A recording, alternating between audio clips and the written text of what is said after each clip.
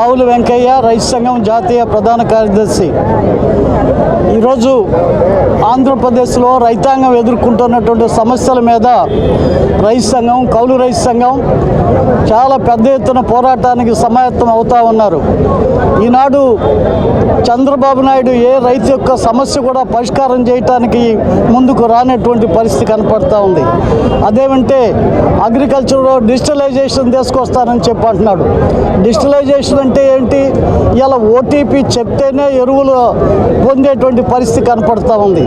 ఎంతమంది ఓటీపీ చెప్పగలరు రైతులకి అది సాధ్యమయ్యే పనేనా? మరి ఈరోజు నిరక్షరాస్యులుగా ఉన్నటువంటి యావత్ రైతాంగాన్ని ఇలా తీసుకెళ్ళి ఈ డిజిటలైజేషన్లో నెట్టమంటే రైతాంగాన్ని ఇబ్బందులు గురి చేయటం తప్పితే మరొకటి కాదు.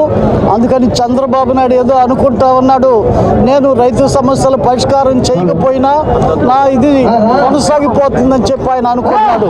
ఇదే నరేంద్ర మోడీ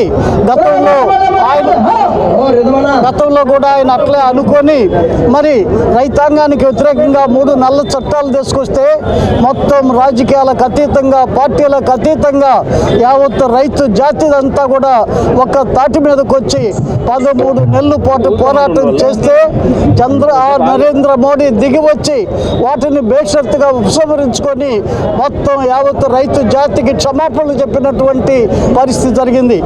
ఇలా చంద్రబాబు నాయుడు కూడా అదే పద్ధతుల్లో రైతాంగంతో పెట్టుకుంటే అది సాధ్యమయ్యేటువంటి విషయం కాదు. మరి దేశంలో ఏ రకంగా నరేంద్ర మోడీకి జరిగిందో నీకు కూడా ఈ రాష్ట్రంలో చంద్రబాబు నాయుడు కూడా యావత్ రైతు జాతికి క్షమాపణలు చెప్పాల్సినటువంటి అవసరం ఉంది. రైతు సమస్యలు పరిష్కారం చేయటం కోసం ముందుకు రావాల్సినటువంటి అవసరం ఉంది. దానికోసం రైతాంగం ఎటువంటి పోరాటాలు చేయటం కోసమైనా, ఎటువంటి ఉద్యమాలు, ఆందోళన చేయటానికైనా ముందుకు వస్తున్నారు. అటువంటి రైతాంగం ముందుకు పోవాలని, సమస్యల పరిష్కారం కావాలని డిమాండ్ చేస్తూ ఉన్నాం.